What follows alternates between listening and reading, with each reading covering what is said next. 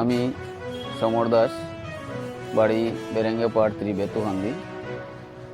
গত 20 ডিসেম্বর আমার বড় ভাই অমর দাস, যিনি পেশায় একজন অটো চালক, ওনাকে রাত্রে 10টা থেকে 10:30 থেকে 11টা, 11:30টার মধ্যে কে বা কাহারা রাতের অন্ধকারে বাড়িতে এসে নানান অত্যাচার করে মারপিট করেছেন। মারপিটে বাধা দিতে যে আমার ছোট বোন কাকাত্তো, সে নিষেধ দিলে ওনাকে ধমকি দেওয়া হয়েছে, রেপ করে দিবেন, এই আনাপ সানাপ কথা বলছেন। বলার পর উনি আমাকে ঘর থেকে ফোন করেছেন। আমি পদ্মপুরাণ কীর্তনে আসিলাম, ধনীপুর গ্রাম, মতিনগর ধনীপুর। তো সেখান থেকে শোনার পরে আমি কয়েকজনকে ফোন করে বলি, ওনারা এসেও আমার জামাইবুর বোনের ছোটো বোনের জামাই সম্পর্কে একজন পাশের বাড়িতে, উনি এসে কয়েকজনকে ডেকে বাইর করে নিয়ে এসেছেন। আনার এই যে অমুক অমর দাসকে কে মেরেছে আপনারা দেখুন। তো গাড়ি ঘোড়া নিয়ে যাওয়া হয়নি, মেডিকেলের উদ্দেশ্যে উনি চেয়েছেন, কেউ আর অটো নিয়ে যেতে রাজি হয়নি। আমি ওখান থেকে আবার ফোন করেছি কয়েকজন অটোওয়ালাকে, ওনারা ফোন রিসিভ করেননি। এবং গ্রামের কয়েকজনকেও ফোন করেছি, তারা আর কেউ পাত্তা দেয়নি। তবে ও বোনের জামাই যেটু লাগা পাশের বাড়ি, তিনি এসে ওনাকে ধরে নিয়ে চলে যায়। এরপরে আমি আসি ওখান থেকে। আসার পরে প্রবলেমটা দেখা দিচ্ছে, কে বা কাহারা মারছে বলে না, ভাই বলছেন না। আমি বলছি আচ্ছা ঠিক আছে, আমাদের দেখা যার ভাই পেটটা একটু ব্যথা করছে আর পেশাব না। তখন আমি তাকে প্রাইভেট ডাক্তারে নিয়ে গিয়েছিলাম।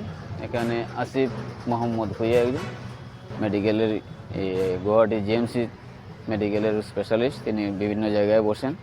তো রুমি মেডিকোসে বসেন। ওনার এখানে নিয়ে যাওয়ার পরে উনি সোনোগ্রাফি করার জন্য দিয়েছেন। তো সোনোগ্রাফিটা আমি প্রাইভেট করিয়ে নিয়েছি তাড়াতাড়ি করার জন্য, বায়োস্ক্যানে।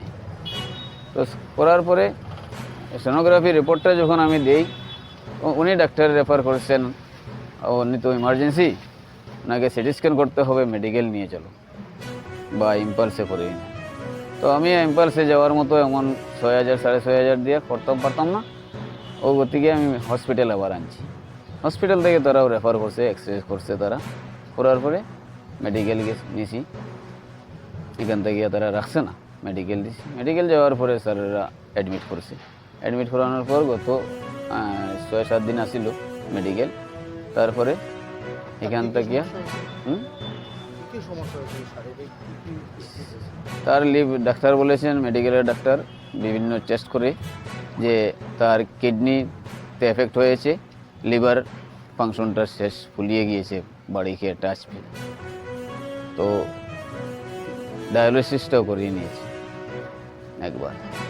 তো 16 তারিখ যাওয়ার কথা ছিল দ্বিতীয়বার ডায়ালিসিস করার জন্য, কিন্তু 15 তারিখে মারা গেছে। তো তারপর নিয়ে আসি। তো 15 তারিখ সকালে, কয়েকদিন তো 4-5 দিন বাড়িতে ছিল। তো 15 তারিখ সকালে মারা যাওয়ার, যেদিন মারা গেছেন 3টের সময় মারা গেছেন, প্রায় 2:30টার সময়, 2:30 বা 2:25 এরকম টাইমে।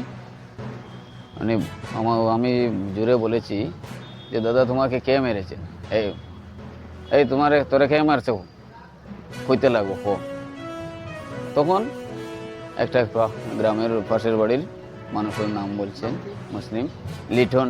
আমি আবার বলছি লিটন কে, টিটন, সরি টিটন। তো টিটন কে, টিটন বকুলের ছেলে। তো এরা টাইটেলে মজুমদার। তো হওয়ার পরে তো আমি ও ভিডিওটা আপনারা দেখতে পাচ্ছেন, বিভিন্ন শেয়ার করছেন, আমি আপলোড করছি। তারপর গতকালকে উনি কীভাবে আমার বিভিন্ন সংগঠনের তরফ থেকে হইতে পারে বা আমার এই ভিডিওর মাধ্যমেও কালকে তাকে অ্যারেস্ট করা হয়েছে। তো করার পর আজকে কয়েকজন আমার কাছে গিয়েছেন। আমি বলছি আমি তো এখনও ঘর থেকে বাইরেই নেই কোনো কেস মামলার ব্যাপারে, তো আমি এটা বলতে পারছি না, দেখি কি করা যায়। তো এখন যে আমি তো চাই আমার ভাই তো পাইতাম না, ঠিক আছে, ভাই তো মারা গেছে, কিন্তু তার প্রতি সুবিচার হোক যাতে আর দ্বিতীয়বার এরকম তো সাহস পায় না। এর গ্রামের মানুষ, আমরা গ্রামটা বহুত অসহায়, উপযুক্ত শাস্তি। আমি আজকে ওসি স্যারডে এরকম কথা হইয়ে আইছি যে আমি তার উপযুক্ত শাস্তি চাই।